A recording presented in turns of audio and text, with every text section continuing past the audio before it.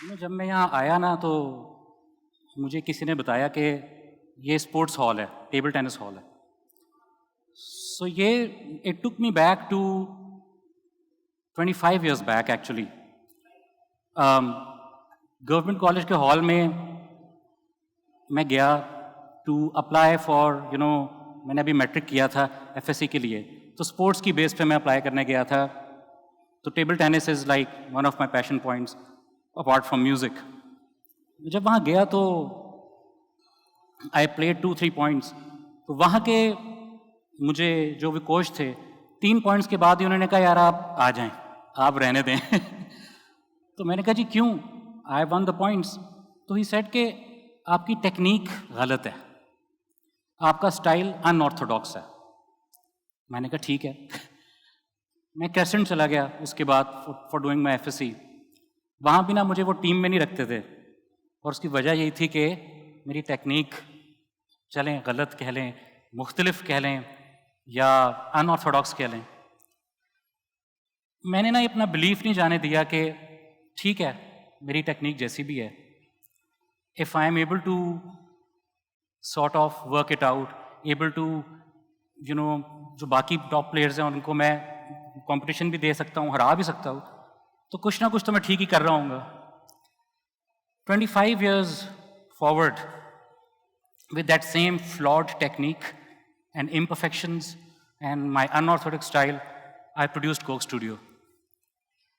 Because I never stopped believing कि मैं हूँ कौन, और मेरी imperfections ही शायद your imperfections make you who you are, मुझे बनाती हैं। Perfection is always shared. Imperfections make you unique. They make you special because they are only yours. हमारी डाइवर्सिटी की वजह ही हमारी इम्परफेक्शन है। बस दैट रियलाइजेशन फॉर मी, मेरा ख्याल है कि उसने मुझे स्पर ऑन किया अपनी लाइफ में हर जगह पे। अगेन मूविंग ऑन, एक और चीज़ जो मैंने अपनी लाइफ में करते करते समझी, लर्न भी की। मैं जब फास्ट गया, फास्ट में I am a software engineer जी, तो वहाँ मेरा जब एडमिशन हो गया तो पहले 3-4 महीने तो मैं बड़ा परेशान और बुखलाया हुआ रहता था, क्योंकि मैं वहाँ जाता था फुल गन्स एंड रोजेस और मेटालिका की हुडीज़ और शर्ट्स पहन के, लेकिन वहाँ मुझे समझ नहीं आती थी कि मेरे लाइक माइंडेड लोग हैं कौन, मैं बात किससे करूँ, मैं एक्सप्रेस किससे करूँ। और मैं बड़ी देर तक शायद इसी में ना बड़ा शाय भी रहा, गुफ्तगू भी नहीं कर सका लोगों से। But then I just saw this, एक नोटिस बोर्ड पे ना लगा हुआ था कि फास्ट म्यूज़िक सोसाइटी। मैंने कहा ये जगह लगती है मेरे काम की है, इधर मुझे जाना चाहिए। बिकॉज मैं बहुत अर्ली अपने टाइम से मुझे म्यूज़िक में इंटरेस्ट था, मेरा पैशन था, मुझे गिटार बजाना, ड्रम बजाना, थोड़ा बहुत गाना, कीबोर्ड आता था। मैं चला गया वहाँ ऑडिशन देने। अच्छा, मैं वहाँ गया, फास्ट फॉरवर्ड अगैन, उस ऑडिशन से अगले 4 महीने के अंदर अंदर मैं उस फास्ट म्यूज़िक सोसाइटी को हेड कर रहा था। एंड आई रियलाइज्ड कि उस सोसाइटी का हिस्सा बनने से, उस कम्युनिटी का हिस्सा बनने से मैं I am able to express myself. I am not hiding behind any facade. जो मैं हूँ वो हूँ, मुझे इस तरह एक्सप्रेस करने का शौक़ है। एंड आई रियलाइज्ड कि इस एक्सप्रेस करने से कितने सारे लोग मुझे लाइक माइंडेड मिल गए। अगर मैं खामोश रहूँ ना तो मुझे तो पता नहीं चलेगा कि यार कौन है यार मेरा दोस्त बेली यार, बट वो मुझे मिल गए वहाँ। और वो लोग ऐसे हैं जो कि अभी तक मेरे दोस्त हैं, मेरे ट्रू दोस्त मुझे मिल गए जब I was myself. So remember, people always understand you better when you are yourself, when you are authentic, when you are authentic. थोड़ा और आगे चलता हूँ।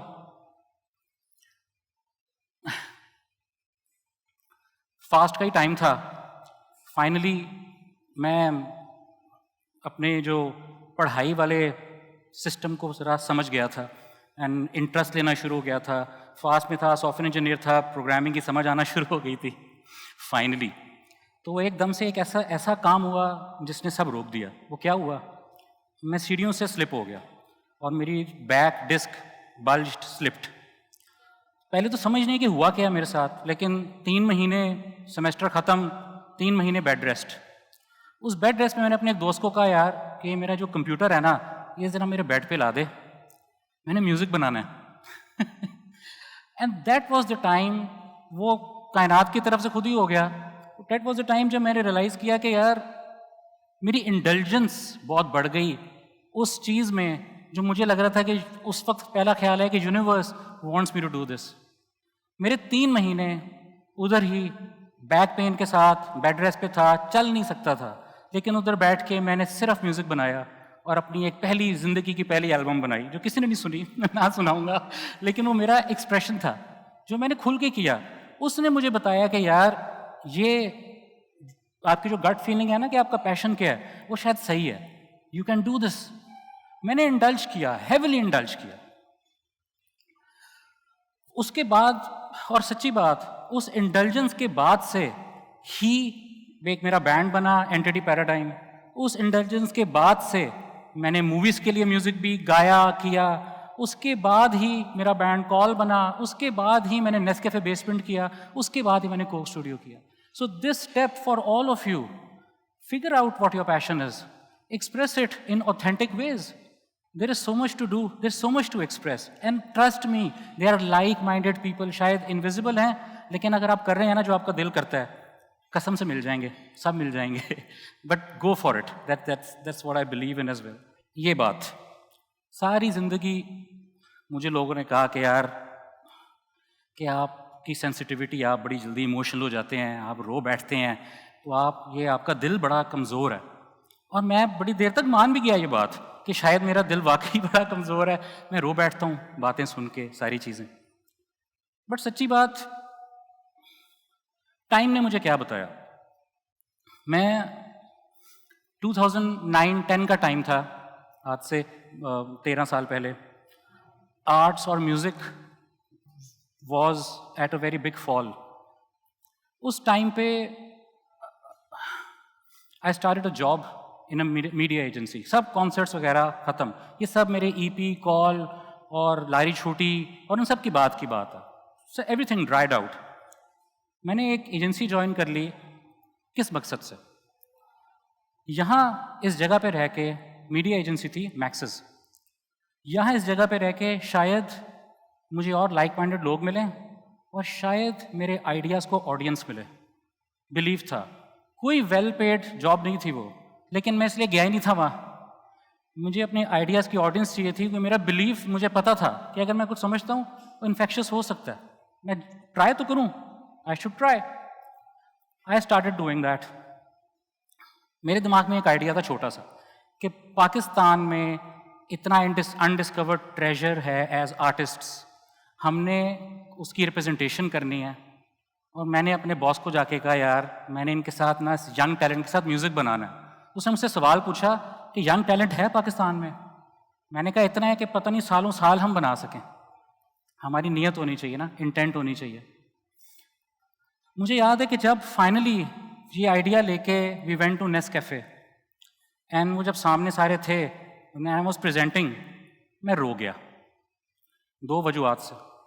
वन, कि मेरी जर्नी मुझे कहाँ ले आई है, और दूसरी बड़ी, जब वो हमने स्लाइडें बनाई हुई थी ना, it was all about Pakistan, our diversity, our intent as us people of love. मैं वो रो गया।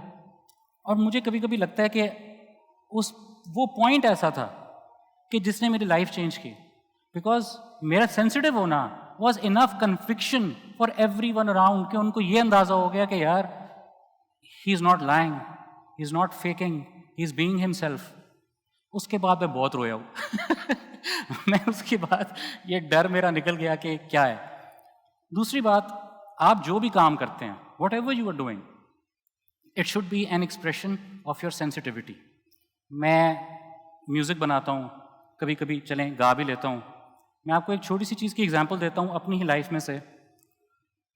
लारी छूटी, it starts with these words, किस्मत का खेल है सारा, फिर था मैं आवारा, ये क्या से क्या हो गया। आई मीन, मैं तो एम्ब्रेस कर रहा हूँ कि मैं आवारा था, कुछ नहीं मेरा बन रहा था, ये क्या से क्या हो गया। और मैं यूनिवर्स की इस ब्यूटी को भी एम्ब्रेस कर रहा हूँ साथ। सो मैं एक्नॉलेज कर रहा हूँ अपने आप को ह्यूमिलिटी के साथ, अपनी स्टोरी को ह्यूमिलिटी के साथ, मैं ये कर रहा हूँ। I said what my sensitivity was telling me to say. Second, the second verse of it, कर लो जो भी करना है, होता है जो होना है, गुजरा तो पल ये फिर ना आएगा. I had lost my father and I wrote this verse about him. Because अगर मेरा काम मेरी रियलिटी और मेरी असली सेंसिटिविटी को एक्सप्रेस नहीं कर रहा ना, तो वो लोगों के दिलों तक नहीं जा सकता. दिलों तक नहीं जाएगा तो चेंज कैसे लाएगा? किसी की ज़िंदगी में हल्का सा बदलाव भी कैसे लाएगा? ज़रूरी है आपका काम आपकी सेंसिटिविटी का एक्सप्रेशन होना चाहिए. एक यही हम लारी शूटी की बात कर रहे थे. एक टाइम बहुत हो गया कि मैंने बहुत क्राउड के सामने परफॉर्म किया हो, but in October last year I was able to perform. हमारा एक कोक स्टूडियो लाइव का पहला शो हुआ दुबई में, huge success, full house.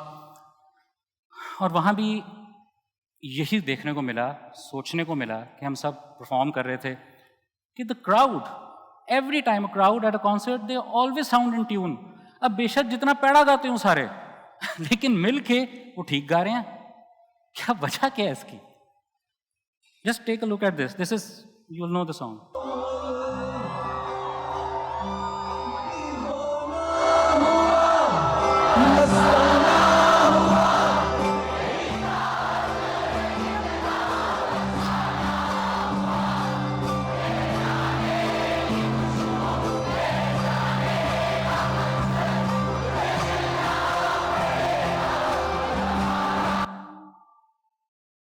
Isn't it beautiful?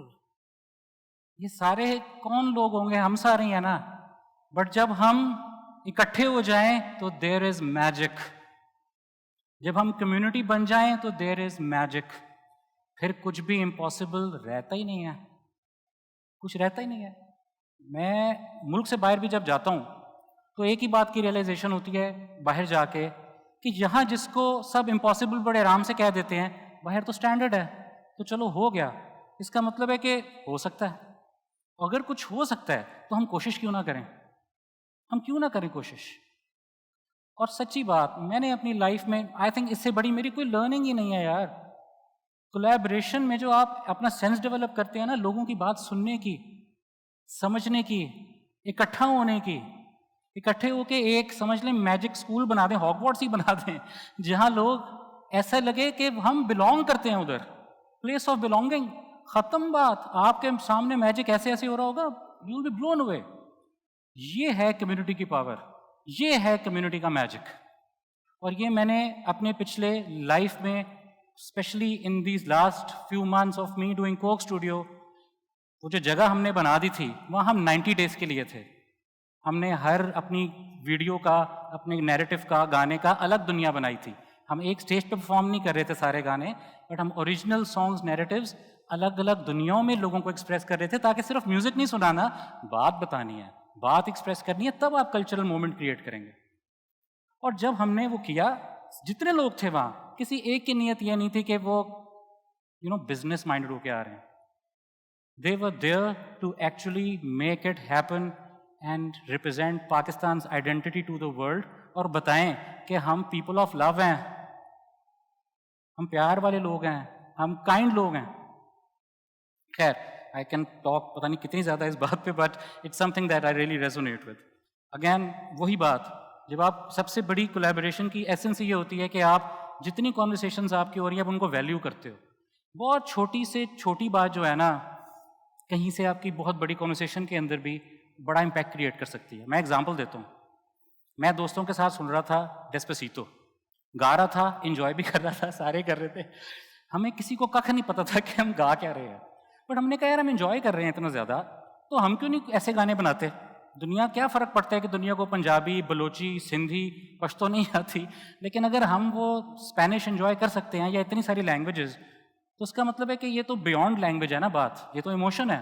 चलें फिर हम भी बनाएंगे अब ऐसे गाने. छोटी सी बात थी, हम हंसते हंसते हमने कर दी.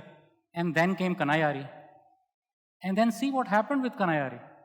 The way its story, what is it doing, the way it has brought so many communities together. Kaifi right now, Kaifi Khalil जिसका गाना भी चलाया, his song is right now, कहानी सुनो, number 11th on the YouTube global music charts, video charts, number 11 दुनिया भर में. पहला गाना जो टॉप 15 में आया है पाकिस्तान के दरवाजे खुल गए। एक छोटी सी कॉन्वर्सेशन ने बात बिगिन की थी, छोटी सी, जिसमें हम नाश्ते पे बजाय भी गा रहे थे बिला वजह चाय और पराठे पे। That is what I am saying. Her conversation को वैल्यू करें, कोई भी चीज़ छोटी नहीं होती, कोई भी इंसान का ओपिनियन छोटा नहीं होता।